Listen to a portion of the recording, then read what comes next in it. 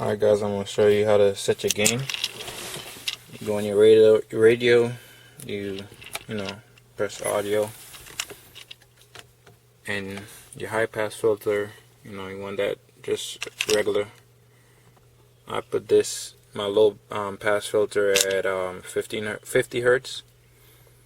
Offset, loudness, you want it off. Bass, neutral, mids, neutral. I don't know why it slipped my mind. I can't even say this one.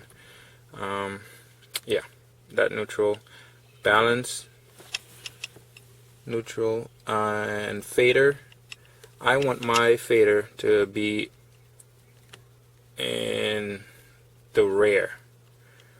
Reason being, I disconnected my 6x9s back there, and my front speakers are still connected through the door panels. I'm not going to take the door panels out to disconnect the speakers, so I actually throw the music back where the speakers are disconnected. So when I'm putting in the 50 hertz, I do not want any 50 hertz coming through any speakers that could possibly blow it. So you do all that, you check your sub level, you want it neutral, and that's about it. Now you play your 50 hertz, you go back there in your multimeter, and you tune it. So I have my 50 hertz right here. Got my 50 hertz. I'm gonna play that, and you want to put it on repeat. So you play that. You turn your music up to where the highest it goes before it distorts. Mine's is 24, so I'll leave it there. You go back here now. Oh, I forgot to turn my amp on.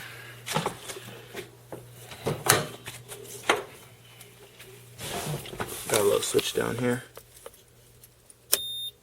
Heard that beep. Now my amp is on.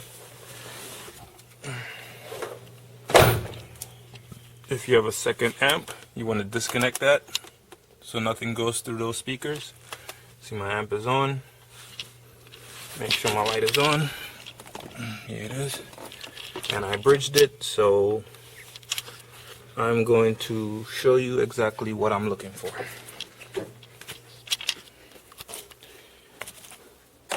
Right here is my drawing.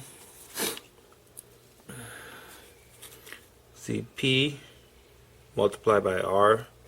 So P is power of the amp and resistance. Let me show you what that is. I have a paper here that I got from my amp. This is the amp model here I have.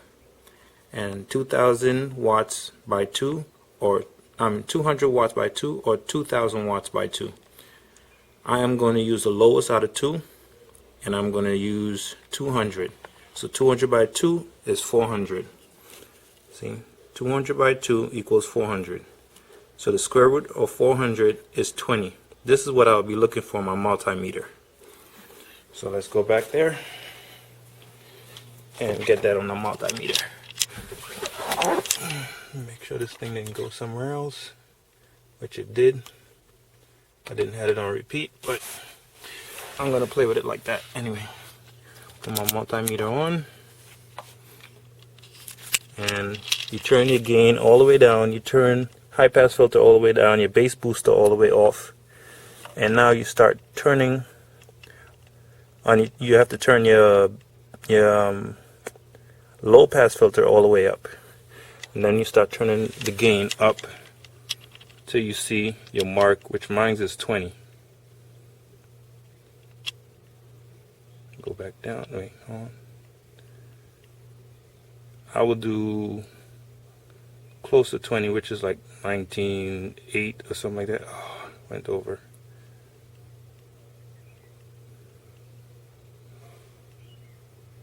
Alright, I'm gonna do 19.8. Oh, 19.9. Alright, I'll leave it as that.